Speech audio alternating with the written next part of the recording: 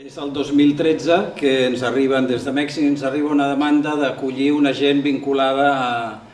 a un moviment de resistència contra l'acció de Fenosa que té la distribució elèctrica de Guatemala des del 2000-2002 i que havia fet una política de preus abusius i una gran resistència a la comunitat. Estem parlant de la zona de San Marcos, que és la frontera, el departament de San Marcos, un departament conflictiu per d'altres raons, però és frontera a la zona de Mèxic de Chiapas i que comença a fer una resistència pacífica contra Fenosa.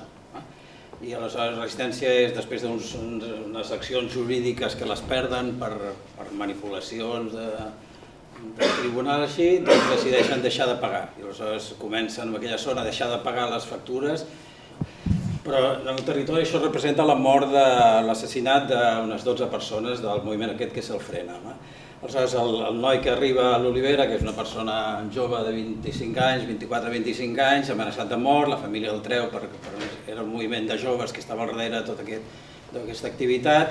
Aleshores ells plantegen que, a part de tota la resistència de no pagar, tenien com a projecte la gestió, la creació d'unes, hi ha algunes dades sobre Guatemala,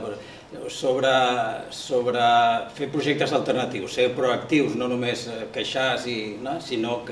i estaven en aquells moments plantejant la possibilitat de fer una petita microcentral hidroelèctrica.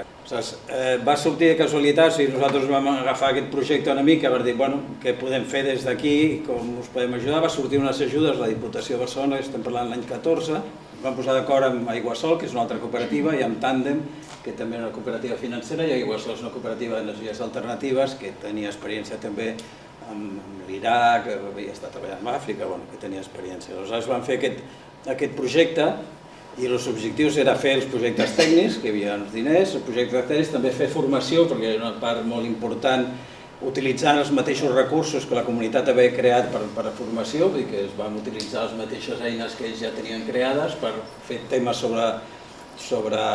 aixecament de plànols, energies alternatives, sobre recursos ambientals, manteniment dels recursos propis, etc. I després hi havia una part d'intercanvi local, perquè això la Diputació també ho valorava.